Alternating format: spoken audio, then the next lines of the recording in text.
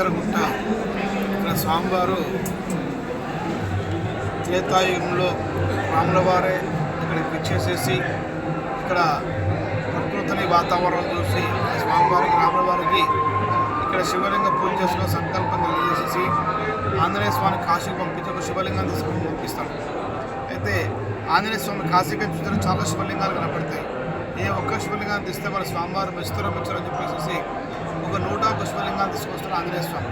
అందులో రాములవారికి పూజ చేసుకుని దాన్ని వేసేసి ఈశ్వరుని ప్రార్థన చేస్తే ఈశ్వరుడు స్వయంభూగా వచ్చినటువంటి దేవాలయం ఇది. అయితే అన్ని చోట్ల కూడా దేవాలయాలు తూర్పుముఖంగా ఉంటాయి. ఇక్కడ స్వామివారు మాత్రం పశ్చిమముఖంగా ఉన్నాడు. అది ఎలా జరిగిందనంటే రాముల వారి కోసం ఎదురు చూసే సమయంలో సూర్యోదయం నుంచి సూర్యాస్తమయంలో ఎదురు చూస్తారు రాముల వారు. అంటే ఉదయం నుంచి సాయంత్రం దాకా ఎదురు చూస్తారు.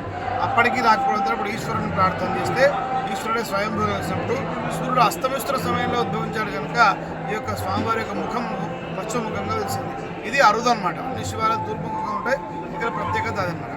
అట్లాగే ఆంజనేయ స్వామి వచ్చి స్వామి మీ పూజ కోసం 101 శివలింగాలు తీసుకొచ్చినాను, అందులో చదువులకు శివలింగం తీసుకొని మీరు పూజ చేసుకోండి, మిగతా శివలింగాలన్నీ కాసులు పట్టేస్తా అంటాడు ఆంజనేయ స్వామి. అప్పుడు రాముల వారు అంటారు, హనుమ నువ్వు తెచ్చావు కానీ అనుకున్న సమయం తెలియకపోయినావు, దాంతో ఈశ్వరుని ప్రార్థన చేస్తే ఈశ్వరుడే స్వయంభూగా తెలుసున్నాడు, నా పూజా కార్యక్రమం కూడా అయిపోయిందని చెప్పేసి రాముల వారు ఆంజనేయ స్వామి చెప్తే ఆంజనేయ స్వామి బాధపడతారు, స్వామి మీ పూజ కోసమని 101 శివలింగాలు తీసుకొచ్చిన కాశీలో నుంచి నేను తెచ్చిన ఏ ఒక్క శివలింగం కూడా మీ పూజకు ఉపయోగపడకపోయిన బాధతోటి ఆ శివలింగాన్ని ఒకటి విసిరివేశాడు ఆంజనేయ స్వామి. విసిరివేస్తామని కొండపైన కట్టపడి ఉన్నాయి. పరుంటే వెంటనే రాముల ఆంజనేయ స్వామి చూసి, హనుమ ఇంత చిన్న విషయాన్ని విచారిస్తావా, నువ్వు బాధపడతావా, ఎందుకు ఆ విధంగా బాధపడుతున్నావు, ఈ యొక్క క్షేత్రం నీ పేరు మీద విరాజిల్లుతుందని చెప్పేసి రాముల వారే స్వయంగా ఈ యొక్క క్షేత్రానికి నామకరణం చేయడం జరిగింది. అదే కేసరగిరి నామకరణం చేయడం జరిగింది. అయితే ఆ కేసరగిరి క్షేత్రాన్ని మనం కీసరగుట్టగా పెంచుకుంటున్నాం.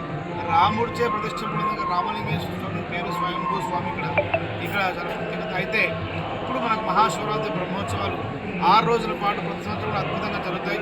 అందులో భాగంగా ఇవాళ శివరాత్రి పర్వదినము. అయితే పర్వదినాన్ని పురస్కరించుకొని భక్తులుగా తండాలుగా మన హైదరాబాద్ నుంచి కాకుండా రాష్ట్రం నలుమూల నుంచి కూడా ఇక్కడ స్వామివారి దగ్గర భక్తులంతా వచ్చి స్వామివారిని దర్శిస్తూ తరిస్తూ ఉంటారు. అలాగే స్వామివారు కూడా భక్తులు ఏవైతే కోరుకుంటారో అవన్నీ కూడా తప్పకుండా నెరవేరుస్తారు. ఆ భక్తుల కొంగు బంగారమై స్వామివారికి ఉన్నారు కనుకనే అనేక మంది భక్తులు ఇక్కడికి వచ్చి స్వామివారిని దర్శిస్తూ ఉంటారు. ఈరోజు మహాశివరాత్రి పర్వదినం చాలా విశేషమైనటువంటి రోజు.